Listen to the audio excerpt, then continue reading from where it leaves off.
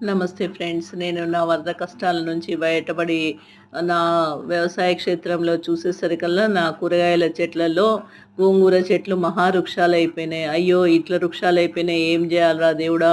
అని జూస్తే దానికి పువ్వులు, విత్తనాలు, కాయలు దేవుడా! ఎలా అని మళ్ళీ దాని గురించి బాగా రిసర్చ్ చేస్తే చాలా చాలా విషయాలు తెలిసినాయి ఫ్రెండ్స్. అందులో అసలు వేస్టేజే అన్నది లేదు. గోంగూర అసలు కల్పవృక్షం అనిపిచ్చింది నాకు. రైతులకు అది ఒక ఏటీఎం ఎనీ టైమ్ మనీలాగా అందులో ప్రతి ఆకు, కొమ్మ, పువ్వు, విత్తనము ప్రతి ఒక్కటి పనికొస్తుంది ఫ్రెండ్స్. అయితే దాని టీ అద్భుతంగా ఉంది పువ్వుల నుంచి చేసుకుంటే. నేను చేసి తాగాను. జామ్, జెల్లీ గూడా చేశాను. ఎక్సలెంట్ వచ్చాయి ఫ్రెండ్స్. అదేవిధంగా దాని స్టెమ్ ఫైబర్‌లాగా వాడుతున్నారు. జనుము బదులుగా దీన్ని వాడుకోవచ్చు. దాని నుంచి తాళ్ళు తయారు చేస్తున్నారు. స్టెమ్ నుంచి ఈ పువ్వులని డ్రై చేసి ఫ్లవర్స్ అమ్ముతున్నారు. మంచి రేట్ వస్తుంది దానికి. అన్ని దేశాలలో దీన్ని బాగా వాడుతున్నారు. సలాడ్స్‌లో వాడుతున్నారు. పుడింగ్ కేక్స్ చేయడానికి వాడుతున్నారు.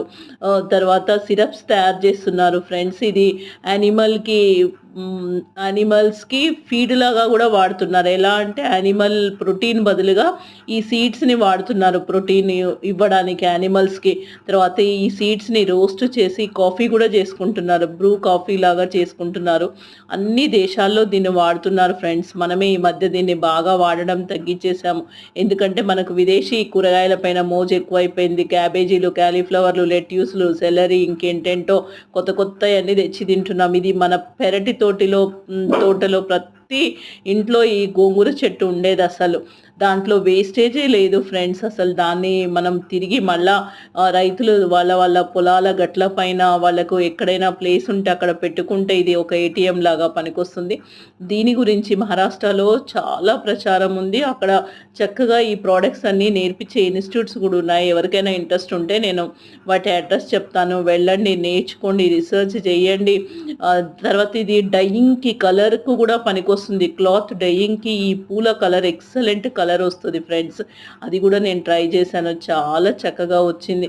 దీన్ని ఒక ఫుల్ ఫ్లెడ్జ్ బిజినెస్ లాగా చేసుకోవాలి అనుకునే వాళ్ళు రైతులకు సపోర్ట్ ఇచ్చి వాళ్ళతోని పంటలు పండించి చేసుకోవచ్చు. మొనాటమస్ కాదు. ఒకే రకమైన పంటలు వేయడం కాదు ఫ్రెండ్స్. రైతులకి ఇవన్నీ విషయాలు తెలియజేయాలి. అది చదువుకున్న వాళ్ళ బాధ్యత. రైతే పంటలు పండించాలి, అతనే అన్నీ తెలుసుకోవాలంటే కుదరదు కదా ఫ్రెండ్స్. మీలాంటి మనలాంటి వాళ్ళమందరము రైతుకి సపోర్ట్ చేస్తే రైతు సక్సెస్ అవుతాడు. అప్పుడు మన దేశము ఆరోగ్య భారత్ అవుతుంది ఫ్రెండ్స్. ఆరోగ్య భారతదేశాన్ని చేయడానికి మీ వంతు, నా వంతు కూడా పాత్ర ఉండాలి.